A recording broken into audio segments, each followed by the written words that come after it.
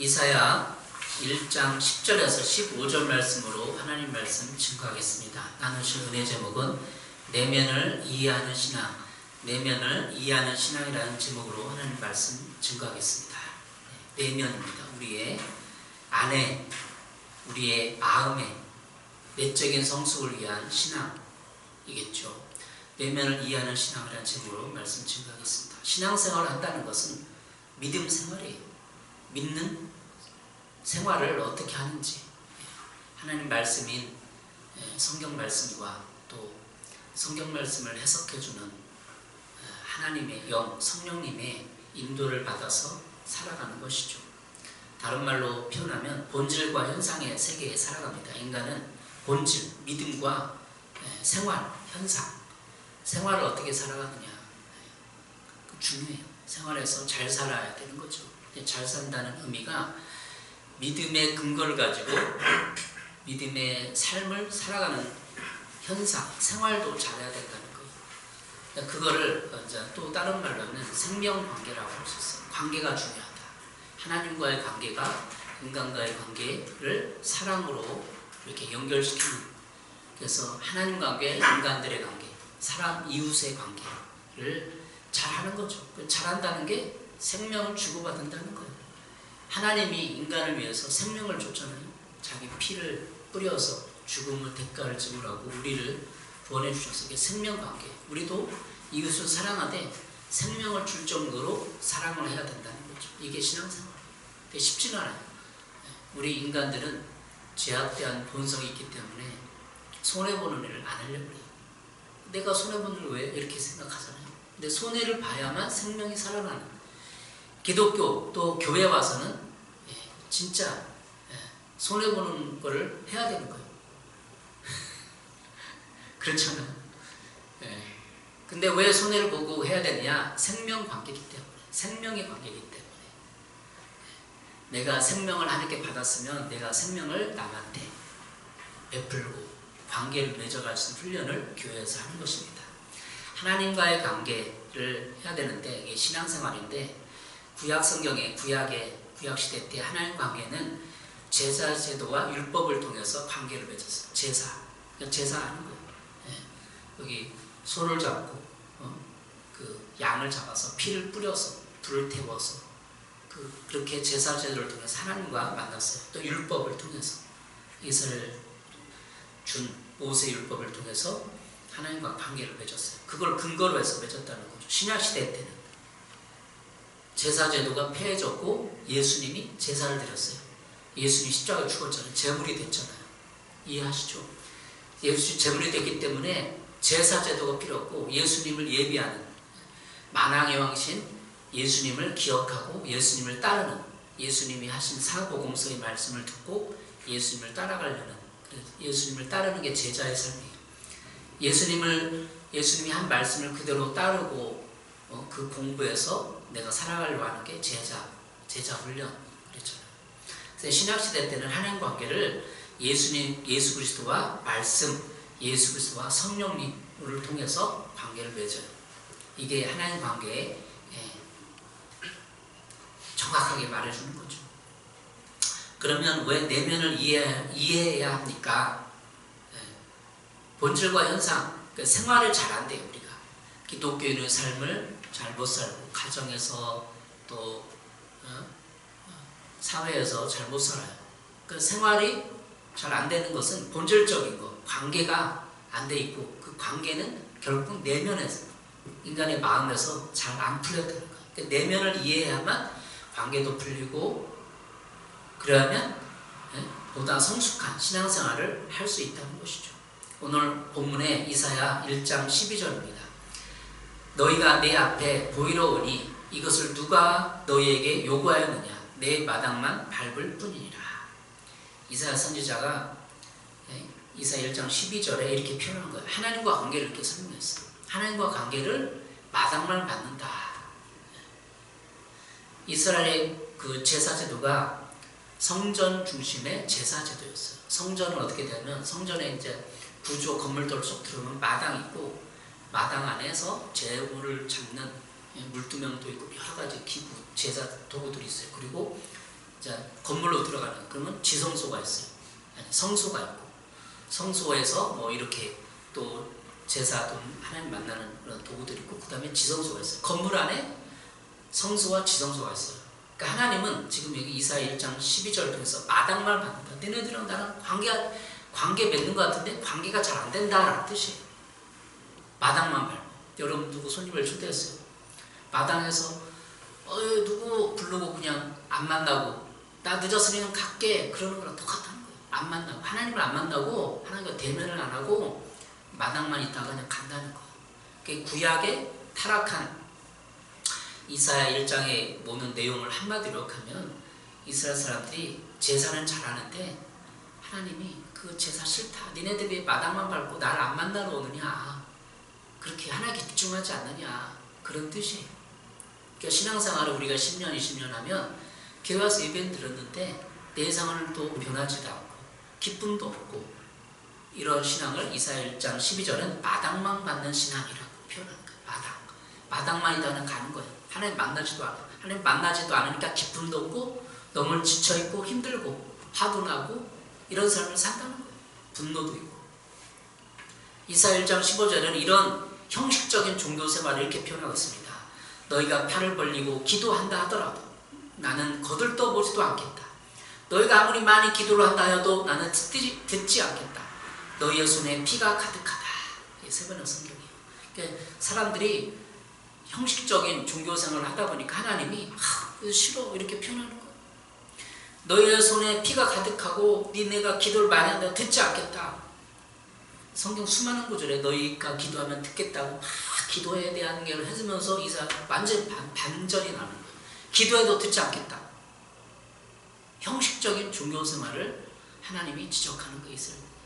그러니까 우리가 형식적으로 살고 기도도 깊이 못 들어가고 생활도 안 변하고 빛과 소금도 못해 열매도 못 맺어. 그런 신앙은 마당만 받는 신앙이다 이렇게 표현할 수 있는 거예요. 왜 마당만 받는 신앙이 됩니까? 이사야 1장 12절 쭉 읽어보면 내면을 이해하지 못하니까 그래. 내면 자기 마음을 이해하지 못하니까 그런 거예요. 마당에서는 하나님과의 관계 만남이 이루어지지 않습니다. 성소와 지성소로 들어가야 합니다. 성소와 지성소는 이스라엘 성전에 또 성막에 맨 중앙에 있는 하나님을 만나는 장소였습니다. 그래야만 하나님과 관계 거기로 들어가야만 하나님과의 만남이 이루어집니다. 하나님의 만남이 이루어져야 은혜를 받고 내가 삶을 살아갈 수 있는 거예요. 좋게 행복하게 관계를 맺으면서. 근데 우리 삶과 신앙생활의 깊은 곳으로 가야 하는 거예요. 왜 하나님의 은혜와 보호를 느끼지 못하고 우리 삶이 성경이 말하는 말씀으로 삶으로 사라지지 않습니까? 내면의 세계, 마음을 깊이 이해하지 못하기 때문에 내면의 세계를.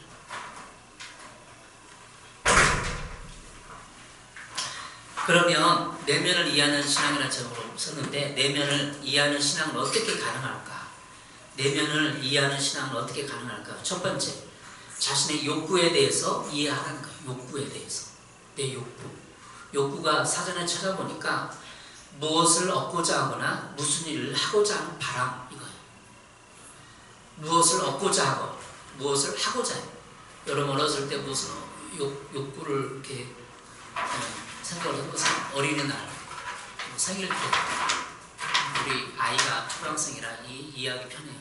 또 생일날 뭐 해줄까? 어린이날 뭐 선물해줄까? 그러면 갖고 싶은 게 있잖아요. 그게 욕구 나왔잖아요. 그 선물을 통해서 그걸 가지고 싶은 통해서 욕구를 표현하는 거예요. 자전거를 하고 싶다. 그 운동에 대한 욕구, 뭐 이런 게 있는 거 아니에요? 그걸 힌트를 얻어서 생각을 하면 되는 거예요. 여러분 흔히 우리가 욕구가 충족돼야 돼요. 욕구가 충족되지 못하고 욕구가 불만인 상태, 내 욕구가 불만인 상태는 그 마음에 남아있어서 믿음 생활과 연결이 된다는 거예요. 메슬로우라는 욕구 단계설이 있어요. 메슬로우 심리학자예요. 인간의 욕구가 그 중요도별로 단계별로 형성된다고 말하는 사람이에요. 1943년 미국의 심리학자 에브리엄 메슬로우가 발표했던 그 욕구 단계설이 있습니다. 보편적으로 하위 단계 욕구가 우선적으로 가지며 하위 욕구가 충족되어야만 다음 단계 욕구로 발생한다는 거예요. 그러니까 욕구가 5가지 욕구인데 이렇게 피라미드처럼 그려서 맨 밑에 있는 욕구가 생리적 욕구라고 해요. 생리적. 허기를 면하고 배고픔을 면하고 생명을 유지하는 욕구, 이게 생리적 욕구가 가장 기본적인 의복, 음식, 또 집을 향한 욕구를 말하는 거예요. 성욕까지 포함돼서 기본적인 인간의 육체의 욕구를 생리적 욕구라고 해요. 그게 맨 마지막에 있고, 두 번째는 안전의 욕구. 생리 욕구가 충족되고서 나타나는 욕구로서 위험과 위협, 그리고 자신을 보호하고 불안을 회피하라는 욕구입니다. 그러니까 안전의 욕구가 있는 거예요. 어렸을 때 뭐 안전하지 않았나, 뭐 공포에 시달리고 막 어둠에 혼자 집안에서 막 벌벌 떨고 있지 않나 생각을 해보세요. 그리고 늘 부모님이 함께하고, 우리는 저도 초등학교 집에 오면 아무도 없었어요. 집에 오면 아무도 없어가지고 집에 뭐 유치원 때도 시골에 살았을 때도 그런 혼자 있어 막 두려우고 공포한 그런 기억이 있어요. 그래서 제가 아이를 키울 때는 늘 우리 아이가 학교 갔다 하면 늘 집에 가요. 먼저 집에 가요. 내가 어렸을 때 안전의 욕구가 충족되지 않았기 때문에 아이를 그렇게 늘 학교 갔다 하면 먼저 가 있고 또 혼자 내버려 두지 않으려고. 미국에서는 몇 세까지? 10세인가 12세까지 혼자 놔두면 학대가 된대요. 학대. 미국의 선진국들의 개념은 혼자 있는 게 학대예요. 그리고 여러분 인생도 살아보세요. 어렸을 때 이 안전 욕구가 채워졌는지, 생리적 욕구가 채워졌는지. 그리고 세 번째 단계는 애정, 소속 욕구예요. 가족, 친구, 친척 등과 친교를 맺고 원하는 집단에 소속되고 싶어하는 욕구. 그러니까 가족으로부터 애정을 많이 받고, 부모님으로부터, 또 친구. 저도 한번 이걸 하면서 생각을 했어요. 친구도 있었는데 초등학교 때, 중고등학교 때 늘 친구가 있었어요. 3-4명. 친구는 많지 않았어요. 근데 아주 그냥 죽고 못 사는 친구는 없었어요. 그렇게 막 절친이라든지 그런 친구는 없었어요. 중학교 때 그 친구가 저를 교회 전도해서 그 친구랑 좀 친했어요. 영적으로 교감하기 때문에. 그러니까 생리적 욕구, 안전의 욕구, 애정, 소속의 욕구가 저는 개인적으로 많이 채워졌다고 생각을 해요. 네 번째는 존중의 욕구. 사람들과 친하게 지내고 싶은 인간의 기초가 되는 욕구입니다. 자아, 존중, 자신감, 성취, 존중받는 욕구. 존경에 대한 욕구가 네 번째 존중의 욕구예요. 여러분 누구에게 존중받고 존귀하게 여김받고 그런 게 다 있는 거죠. 그게 안 채워지면 욕구, 불만이 생기는 거예요. 그 마지막으로 자아 실현 욕구. 자기를 계속 발견하게 하고자 자신의 잠재력을 최대한 발휘하려는 내 잠재력. 내가 아직 이런 달란트, 능력이 있는데 개발이 안 돼서 잠자고 있는 욕구, 능력을 발휘하는 욕구. 다른 욕구와 달리 자아 실현 욕구는 충족될수록 더욱 증대되는 경향을 보이는 성장 욕구라고 하기도 합니다. 여러분, 이렇게 욕구로 자기를 살피는 거예요. 이 욕구 불만이 되면 내가 내 인생을 뭔가 다른 일을 해야 되는 거예요. 욕구를 채우기 위해서. 그래서 삐뚤어진 행동과 언행을 하게 되고 그렇게 되는 거죠. 믿음 생활에서 마찬가지예요. 여러분의 욕구를 어렸을 때 잘 생각을 해보세요. 저도 생각을 해봤어요. 설교를 준비하면서 하늘숲교회 초기에는 이런 내면적인 치유에 대한 메시지를 많이 했는데 다시 한번 해야 될 필요가 있다 생각을 해서 합니다. 빌립보서 4장 13절에 이렇게 말하고 있어요. 너희 안에서 행하신 이는 하나님이시니 자기의 깊으신 뜻을 위하여 너에게 소원을 두고 행하게 하시나니. 빌립보서 4장 13절이 뭘 다룬 거예요? 내면을 다룬 거예요. 내면. 너희 안에서 행하신 이는 하나님. 너희 안이 누구예요? 너희 마음 안에서 하나님이 행한다. 자기의 깊은 뜻을, 하나님의 뜻을 위해, 하나님의 깊은 뜻을 위해서 너에게 소원을 두고 행한다.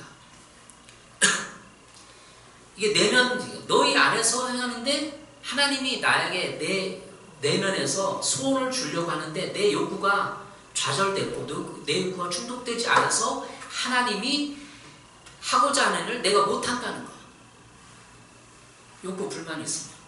그러니까 욕구를 꺼내서 내가 욕구를 관찰하고 내 욕구가 어떻게 불만이 됐는가.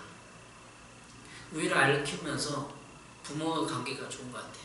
근데 이런 환경적인 친구에 대한 이런 게 많이 좀 상처가 있어서 이제 욕구가 거기서 좌절되는 거예요. 친구 관계에서 욕구가. 그러면 그거를 어떻게 극복할 수 있는지 꺼내놓고 해결하고 하나님께 맡기고. 여러분, 자연적 욕구에서 치유되고 성령의 영향을 받고 성령의 인도를 받고 또 순종을 받는 욕구로 변화돼야 돼. 우리 욕구가. 그래야만 하나님이 우리 안에서 행할 수 있어요. 내면에서. 하나님이 그냥 하나님 밖에서 행하는 게 아니에요. 하나님이 천사를 딱 보내서 김종만아 너에게 1억을 준다. 앞으로 훌륭한 선교를 해라. 그리고 밖에서 오는 게 아니에요. 하나님의 음성, 하나님의 능력은 내 안에서 내면에서 일어나는 거예요. 왜? 빌립보서 4장 13절에 소원을 두고 하는 거예요. 너에게 소원을 두고 행하게. 내가 어떤 소원이 일어나는가. 그러니까 내 욕구가 치유가 안 됐으면, 내 욕구가 거짓으로 되어 있으면 내 욕구를 통해서 하나님의 뜻과 상관없는 일을 한다는 거예요. 그러니까 내 소원이 뭐냐? 막 전도하고 싶고, 막 하나님을 위해서 막 발벗고 나서고 싶고, 교회 헌신하고 싶고, 이렇게 선한 것도 내 욕구가 충족이 안 됐고, 내 욕구가 거짓이라면 그것도 거짓이라는 거예요. 그러니까 잘 살펴야 된다는 거예요. 그러니까 내 욕구를 잘 살펴서 내 욕구를 하나님께 맡기고, 자신이 신이 되고자 하는 욕구가 있습니다. 그건 뭐냐면 내가 선이고 모든 사람이 악이다. 가정에서 판단하는 거예요. 가족의 또 사회 친구의 모든 사회 제도를 모든 사람들을 내가 잘하는 거야. 너는 못해. 이게 신이 되고자 하는 인간의 욕구예요. 내가 모든 것을 판단하고 내가 기준이다. 그런 사람 봤어요? 어떤 얘기를 해도 잘 안 들어가. 다른 사람의 의견과 생각들이 잘 안 받아들여져. 자기가 옳대. 자기 말을 들어야 된대. 그게 인간이 신이 되고자 하는 욕구를 가지고 있는 거예요. 아담과 하와가 범죄했을 때 그게 왜 뱀의 유혹을 받아서 딱 했잖아요. 왜 그렇게 하는 거예요? 마귀가 네 잘나서 네가 신이 될 수 있어. 네가 하나님보다 우위에 있을 수 있어. 하나님과 동등이야 라고 속이는 거잖아요. 우리 인간도 마찬가지예요. 그렇게 생각하지는 않지만 내 주변의 사람들을 내가 판단해서 내가 정지하고 내가 신이 되는 거예요. 내가 하나님이 되는 거예요. 마귀는 네가 제일 잘났어. 네가 제일 잘났어. 다른 사람 다 못나서 못하고 있어 라고 계속 생각을 주는 거예요. 그러면서 자기가 신이 돼 있는 거예요. 주변 사람 판단하고 정지하고 자기는 다 옳고. 그러니까 그 사람에게 말씀을 줘도 말씀이 안 들어가는 거예요. 어떤 말씀을 줘도 안 들어가고 있는 거죠. 내 주변의 사람들은 내 기준에 따라야 한다. 이게 선과 악에 따른 기준이에요. 이게 신이 되고자 하는 욕구예요. 인간은 타락한 본성이기 때문에 이 욕구를 이용한다는 거예요. 여러분 어떻습니까? 여러분이 뭔가 성리적 욕구가 안 됐으면 그 위에 욕구가 좌절되는 거예요. 그러니까 잘 살펴서 내가 어렸을 때 부모님이 뭘 안 사줬다든지 뭔가 이렇게 욕구 불만이 있으면 다음 단계로 잘 못 올라가고 거기에 맺혀 있거나 상처를 가지고 있을 수 있다는 거. 그렇다는 게 아니라 가능성이 있다는 거죠. 여러분 그러면 치유책은 뭐냐? 신약시대 때 예수 그리스도가 치유책이에요. 예수는 겸손했기 때문에. 빌립보서 2장 5절 7절 읽어보겠습니다. 여러분 안에 이 마음을 품으십시오. 그것은 곧 그리스도 예수의 마음이기도 합니다. 이 마음이 뭐예요? 예수님의 마음은 하나님께 절대 순종했고, 그래서 예수님 마음이 뭐냐? 자기를 낮추시고 죽기까지 순종하셨으니 곧 십자가에 죽기까지 하셨습니다. 예수님의 욕구가 뭐예요? 예수님의 욕구? 예수님도 인성을 가지고 욕구가 있었을 거예요. 분명히. 그런데 예수님 안에 신성이 있기 때문에 절대적으로 그분 안에서 하나님의 법에 순종하는 거예요. 예수님이 욕구가 추워졌을까 안 추워졌을까? 어렸을 때 부모가 다 잘 양육하고 케어를 했을 거예요. 그런데도 예수님의 일대기를 보면 예수님이 12살 때까지 애굽에 내려가서 피해 있었잖아요. 도망갔잖아요. 도망갈 때 그 부모님의 심정이 어떻게 됐어요? 다 정서적으로 영향을 받는 거예요. 불안한 거예요. 거기 생리적 욕구가 채워졌겠어요. 어렸을 때부터 도망자 신세 애굽에서 왜 이국 땅에서 그냥 살고 있는데 12살 때 몇 살 때 돌아와서 이렇게 그 모든 것이 생리적 욕구가 안 채워진 거 제가 볼 때는. 그런데도 예수님은 가장 큰 욕구가 뭐죠? 인간의 것으로 자아 실현의 욕구. 가장 큰 욕구가 자아 실현의 욕구인데 자아 실현의 욕구를 예수님이 잡은 거예요. 다시 말하면 자아 실현의 욕구가 영적으로 뭐냐면 하나님과 관계와 하나님과 신뢰와 관계, 신뢰 관계와 사랑을 쌓고자 하는 욕구. 예배 전에 우리 하나님께 찬양 드렸는데 그런 것이 여러분 마음에 있나요? 하나님을 높이고자 하는 욕구, 하나님을 경배하고 거룩해 해주는 욕구가 있나요? 거룩해 해주고 싶은 욕구가 있어요, 여러분? 아, 거룩이 뭔데? 거룩 불편해. 그렇잖아요. 근데 거룩에 대한 욕구를 다른 말로 표현하면 가장 큰 욕구, 자아 실현의 욕구가 견줄 수 있는 거예요. 하나님과 신뢰와 사랑을 쌓고자 하는 욕구. 하나님과 거룩해지면 뭐 떡이 나와, 돈이 나와. 가장 필요한 건 월급이지. 월급 300만 원 더 받아야지. 아파트 하나 장만해야지. 아유, 말싸고 뭐서 빨리 좀 돈 벌어서 행복하게 살자. 다 상리적인 욕구에 머물러 있는 거예요. 기본적인 욕구, 안전의 욕구에. 왜 아파트를 살아야 돼요? 안전하니까. 안전의 욕구에 머물러 있는 거예요. 아파트 한 채, 평생의 소원이야. 그게 안전의 욕구예요. 안전의 욕구가 충족되지 않으니까 더 큰 자아실행 욕구, 하나님을 찾고자 하는 욕구가 안 올라오는 거죠. 이해하셨어요? 이제 이 욕구에 대해서? 하나님의 마음이 우리의 욕구를 이기고 나를 중독으로부터, 거짓으로부터, 가면으로부터 벗어나게 해야 합니다. 예수님의 마음은 겸손입니다.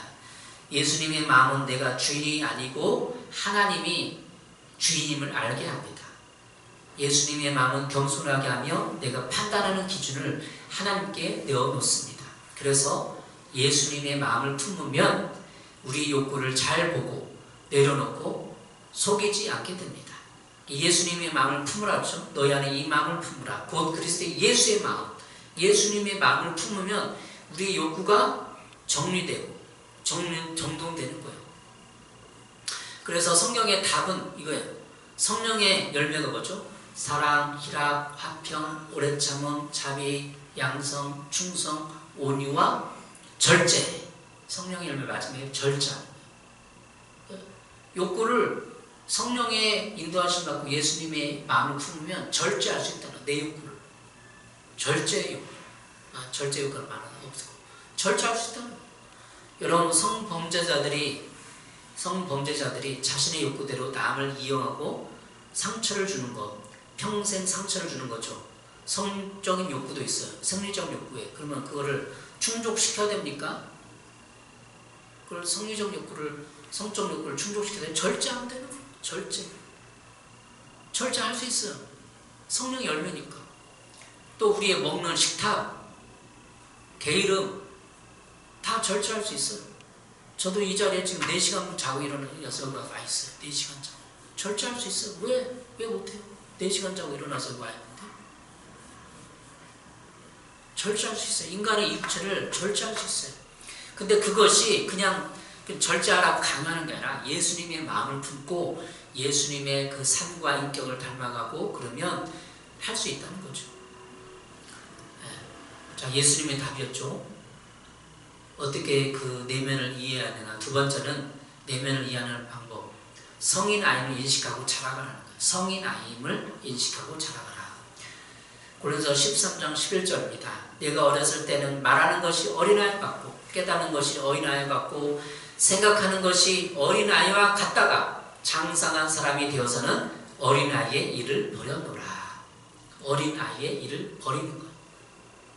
그러니까 내면 세계를 이해하려면 내가 어린아이라고 생각하는 것, 말하는 것, 깨닫는 것, 생각하는 것을 내가 스스로 알아야 돼요. 버려야 돼요. 성인아이라는 말은 엮이는 가정에서 자라나는 사람을 말하면 글자 그대로 성인이지만 아이와 같은 사람이에요. 성인인데 아직 아이같이 욕구가 해결되지 못해서 자라나지 못했던, 어른처럼 자라나지 못했던 사람이 성인아이예요. 성인아이는 가정의 문제, 인물의 욕구에 너무 많은 주의를 기울인 나머지 자신의 욕구는 무시되는 경향이 있고 그렇게 함으로써 자신의 참자를 억제하게 되는 것입니다. 여기에 핵심이 있어요. 성인아이는 가정의 문제 인물, 아빠가 될 수 있고 엄마가 될 수 있고 친척이 될 수 있고 그런 사람이 너무 강해. 그런 사람이 너무 막 강하게 푸시를 해, 억압을 해, 학대를 해. 그래서 내 욕구가 무시돼. 그러니까 우리는 제가 부모님으로부터 내 성장기에 해주지 못했던 거를 잘 생각해서 우리의 아이에게 그렇게 키우지 않겠다고 좋은 방향으로 해줘요. 그렇잖아요? 근데 아이는 또 완벽하게 그 욕구에 충족을 해석할 수가 없어요. 우리가 너무 강하게 하니까. 그럴 수도 있다는 거예요.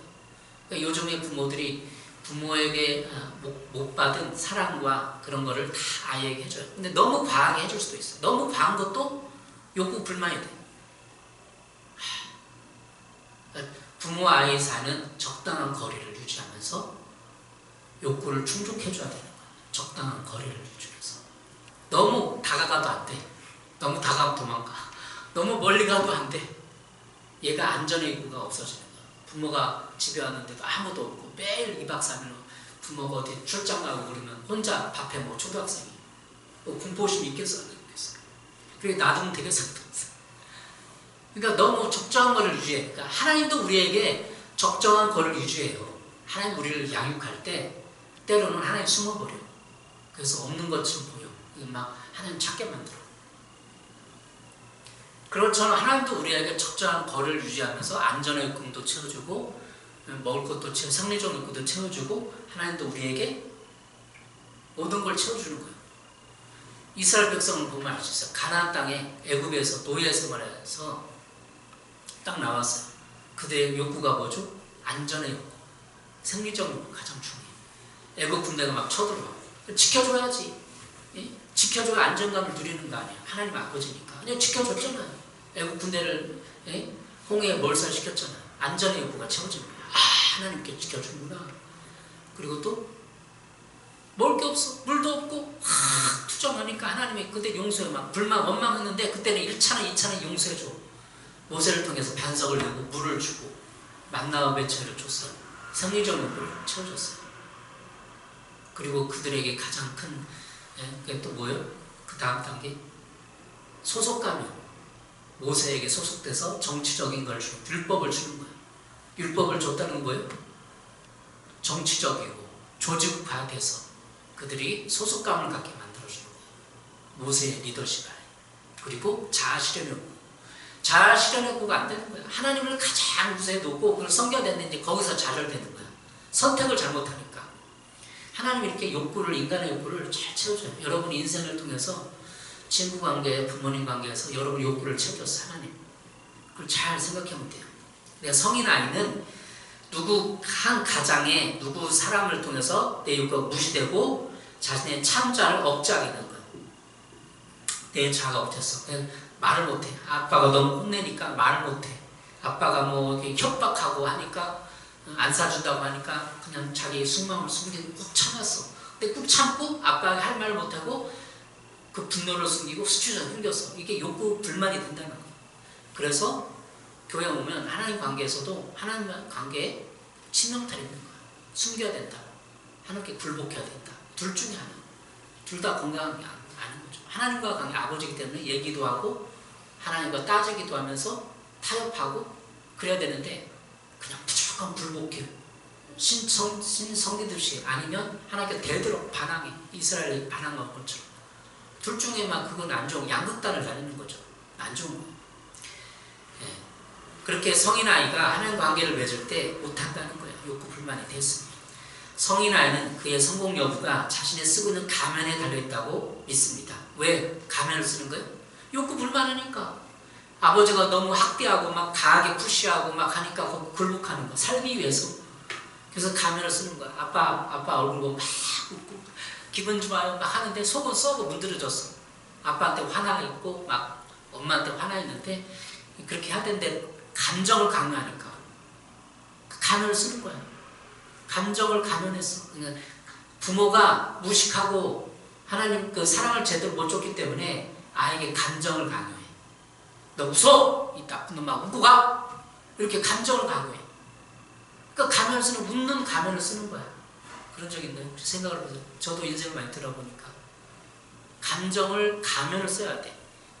웃는 가면 따로 쓰고 우는 가면 따로 쓰고 행복한 가면 따로 써야 돼. 부모 앞에서 연극을 하는 거야. 연극성 장애. 연극을 하는 거야. 그러니까 인생에 행복하지 않은 거야. 내가 연극을 하고 있는데 뭐가 행복해? 그의 가면은 성공의 일부분입니다. 가면을 벗으면 사람들은 실제 그의 모습을 보게 될 것이고 그러면 그를 좋아하지 않을 것이라고 생각해요. 그 가면은 제자리에 머물러 있어야만 한다는 것이 있어요. 만약 가면이 벗겨지면 그는 그동안 얻으려고 노력했던 모든 것을 잃게 될 것이라는 두려움에 휩싸여 있어요. 성인 아이는 계속해서 가면을 쓰고 있으려고 열심히 노력해요. 이게 문제예요. 교회 왔어요. 하나님께 가면을 쓰고 있는 거예요. 행복해요, 하나님. 뭐가 행복해? 솔직히 안 행복하다고 막 하나님 앞에 통곡의 눈물을 흘리고 하소연도 하고 그래야 하나님 마음도 풀어오고 은혜가 임하는데 그 반대의 경험도 있겠죠. 어쨌든 예수님 안에서 자신의 가면을 벗어야 합니다. 가면 벗는 방법. 첫 번째, 자신이 부끄러워하거나 상처, 수치심, 못난 과거가 예수님 안에서 인정되고 수용되어야 합니다. 내 상처가 수용돼야 하나님 앞에서, 예수님 앞에. 예수님은 왜 예수님 앞에서 그래요? 예수님 십자가에서 다 용서했잖아.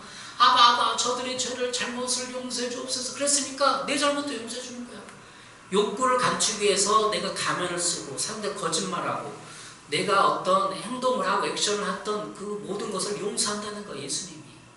두 번째, 교회에서 자신의 연약함을 이해하고 지지해 줘야 해요. 그러니까 저는 여러분의 연약함을 지지해 주는 사람이에요.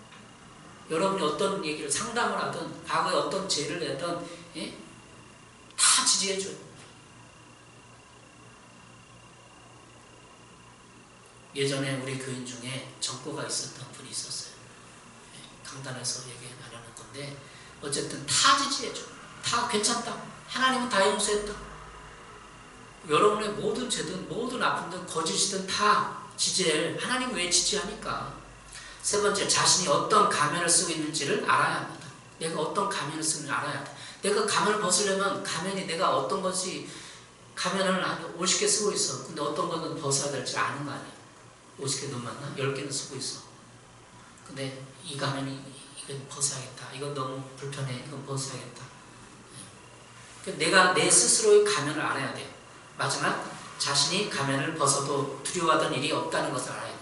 내가 가면을 벗어서 두려운 일이 안 일어나는 거예요. 왜? 여기는 치유 공동체고 예수님의 공동체이기 때문에 누가 감히 가면을 벗었다고 비난하고 힐난하겠어요. 김종만 목사도 때로는 형식주의에 빠지면 목사라는 가면을 쓰는 거예요. 속은 진짜 안 그런데 다 인간에게 죄인이라는 거죠. 자, 성인아의 정신적인 특성이 있습니다. 혼란스럽고 충동적 사고를 하고 자기 통제와 만전주의에 빠져 있습니다. 성인아이는 어떤가 살피는 거예요. 자신을 욕구에 대비해서 혼란스러워요. 성인아이는 정신적인 특성이 혼란스럽고 막 이랬다 저랬다 하고 충동적인 사고를 해요. 성인아이는 충동적 사고에 의해 어떤 형태의 충동적 행동에 빠질 가능성이 높습니다. 충동적 행동에 빠지는 동안에 어떤 종류의 감정, 예를 들면 고통이나 슬픔이나 두려움 등과 같은 감정은 사라져요. 그러니까 실제로 연극하면 내가 실제 두려움과 슬픔을 극복하고 막 행복한 척 할 수 있다는 거예요. 쉽게 중독에 빠지고. 세 번째, 자기에게 중요해요. 자기 통제와 완전주의에 빠진다는 거예요. 성인아이는 너무나 많은 고통을 경험하기 때문에 자신의 감정은 통제되어야 할 필요가 있다고 생각을 하게 돼요. 이러한 이유로 엮이는 과정에서 성장한 아이는 다른 사람을 신뢰하지 못하고 통제하려고 합니다. 완전주의 뿌리는 성인아이가 어렸을 때는 지속적으로 자랐던 메시지, 좀 더 실수가 없어야 돼, 열심히 일함으로 통과할 수 있다, 최고가 되라, 놀라지 말라 라는 메시지를 갖고 있어요. 그러니까 완전주의 있다니까. 성인아이가 너무 완전하게 살려고 노력을 하는 거예요.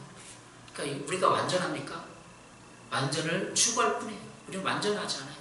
교회에서 완전하지 않은 사람도 받아주고 예수님 받아줬기 때문에. 그러면 어떻게 되냐? 오늘 보면 이런 내면적인 성인아이 있는 이런 사람들은 씻으라는 거예요. 이사야 1장 16, 17절 너는 스스로 씻으며 스스로 깨끗하게 하여 내 목전에서 너희 악한 행실을 버리며. 오늘 이사 1장 15절까지 16절에 씻으라는 거예요. 구약 제사는 씻는 거예요.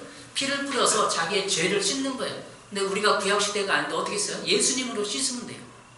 예수님의 마음을 품고 내 생활을 뒤집어 보고 반성해서 내 생활이 이렇구나라고 깨달으면 되는 거예요. 그러니까 내 욕구를 이해하고 왜곡된 것을 발견해요. 내 욕구를 이해해요. 어렸을 때부터 내 욕구를 이해하고 지금도 이해하고 내가 내 자신을 예수님의 용서와 수용으로 받아줘야 돼요. 예수님이 받아줬기 때문에. 악한 행실을 버리며 이사야 1장 16, 17절에 악한 행실을 버리며 그랬죠. 악한 행실이 뭐예요? 가면. 악한 행실이 가면이에요. 그런 척하는 거, 가면을 쓰고 내가 행복한 척, 내가 괜찮은 사람인 척 하는 것을 버리면 악한 행실이 뭐예요? 가면이라고 그랬죠. 그냥 자신의 감정 솔직해지면 돼요. 하나님 앞에 특별히 사람들보다도 하나님 앞에 자신의 감정에 솔직해져야 돼요. 하나님 행복하지 않습니다. 너무나 힘듭니다. 그러면 하나님이 행복의 감정을 보여줘요. 그게 쉽게 되는 건 아니에요. 너희 안에 이 마음을 품으라. 이 품으라는 것이 그냥 예배드리고 딱 가면 안 품어져요. 집에서 최소한 예수님을 30분 이상, 1시간 이상 생각하고 묵상하고 기도하고 찬양하면 품어지는 거예요. 그냥 품어지는 거 아닙니다. 너희 안에 이 마음을 품으라. 예수님의 마음을 품어야만 우리 내면이 정화되고 내면을 이해할 수 있어요. 저 사람은 또 왜 저러지? 그러니까 현상의 마음을 보면 안 돼요. 저 사람은 왜 저러지? 저런 행동을 하지? 왜 우울증 있지? 왜 공황장애 걸리지? 왜 저렇게 막 반사회적 행동을 하지? 그건 현상이야. 행동이야. 그 사람 내면을 이해하면 욕구 불만이 있다는 거예요. 악한 행실이 있다는 거예요. 악한 행실, 가면이 있다는 거예요. 그러면 예수님이 답이라고 했는데 구체적으로 이사야 1장 18절에는 어떻게 하느냐? 여호와께서 말씀하실 때 오라 우리가 서로 변론하자. 이사야 1장 오늘 12절 15절 읽었는데 쭉 가면 해결책이 있어요. 구약 성경에 해결책이 있어요. 서로 변론하자. 이 변론이라는 단어는 영어로 하면 리즌이에요. 판단하다, 추리하다. 하나님이 우리를 불러놓고 한번 생각을 해보자, 판단해보자, 같이 얘기 나눠보자, 토론해보자 이런 뜻이에요. 그러니까 여러분의 욕구 불만을 가지고 하나님과 토론해야 돼요. 여호와께서 말씀할 때 오라 우리가 변론하자. 너희 죄가 주홍 같을지라도 금과 같이 휘어질 것이요 진홍같이 붉을지라도 양철같이 되리라. 영어 성경은 Come now, let us reason together. 지금 토론해보자, 변론해보자. 여러분이 욕구 불만이 있으면 하나님과 토론해봐야 돼요. 하나님 내 인생은 왜 그렇습니까? 라고 토론을 벌여야 여러분의 욕구 불만에서 나올 수 있어요. 좀 심오한 설교 같잖아요. 여러분. 제가 대학원 다닐 때 심리학을 좀 공부했어요. 심리학을 처음 설교할 때 많이 했어요. 내면을 이해하는 것이 요즘에 부족하다 생각해서 다시 하는 겁니다. 제가 상담 자격증이 있어요. 그래서 여러분에게 사람을 볼 때 내면을 봐야 돼요. 그 사람의 욕구가 뭔지, 욕구가 채워졌는지, 욕구 좌절이 뭔지, 그 욕구를 하나님께 드려서 토론할. 여러분 인생을 가지고 하나님께 토론해보세요. 며칠이 걸릴지 몰라요. 몇 년이 걸릴지 몰라요. 그러면 욕구가 해소가 됩니다. 저는 많이 하나님과 토론했어요. 제가 제 자신 연구하면서. 그래서 여러분이 성인아이의 특징이 있다면 통제성, 어떤 사람을 통제하려고 하는지 완전주의가 있거든지 일관성 없다든지 혼란스럽다든지 그러면 그걸 그냥 다른 사람은 다 그런 게 보이는데 자기는 못 봐. 그러지 마시고 하나님 앞에서 토론해보고 변론해보고 오늘 이사야 오늘 1장 한 것처럼 여러분이 내면을 이해해야 돼요. 마당만 밟아서는 안 돼요. 마당만 밟으면 여러분이 인생의 문제를 평생 해결 못해요. 여러분이 인생의 사명의 문제 평생에 해결할 수 없어요. 토론해야 돼. 하나님 앞에. 왜 그렇습니까? 질문하고 찾고 두들기고 그러면 친구가 얘기해주고 책이 얘기해주고 성경 말씀 얘기해주고 텔레비 영화에서 얘기해주고 영화를 통해서 우리나라의 감리교회 유명한 영화 설교하는 목사님 있어요. 성북지방에 있는데 그분 교인 중에 누가 있냐면 파묘라는 영화를 감독한 감독님이 영화 감독님이 그 교회 집사님이야. 상 받았잖아요. 그래서 페이스북 올라온 걸 봤어요. 영화를 통해서도 하나님이 여러분에게 말씀하시고 욕구를 이해할 수 있어요. 영화를 통해서도 하나님이 영화, 드라마, 책, 소설 모든 사람의 뉴스거리를 통해서 다 여러분의 욕구를 이해하고 해결할 수 있도록 보여주셨어요. 서울에 본 김두관 무슨 욕구가 강해? 그 사람? 전두관 무슨 욕구야? 권력 욕구가 강해. 권력을 왜 그 사람이 권력을 쟁취하려고요? 욕구 불만 있어 보니까. 그렇게 보면 돼요, 인간을. 여러분의 욕구에 민감하셔서 찾고 두들고 하나님의 마당만 밟지 마시고 하나님 만나는 신앙, 지성소를 통과하는 신앙으로 여러분의 하나님의 음성을 듣고 그런 축복된 삶으로 여러분 가시길 바랍니다. 기도하겠습니다. 하나님 아버지 감사합니다. 우리 인생을 내면을 뒤돌아봤습니다. 너무 복잡하고 혼란스럽지만 이제 길을 찾아서 우리 내면의 음성에 기울게 도와주시옵소서. 성장시켜 주시옵소서. 성인 아이를 버리고 진짜 하나님께 성숙한 장성한 그리스도인이 될 수 있도록 축복해 주옵소서. 예수님의 이름으로 기도했습니다. 아멘.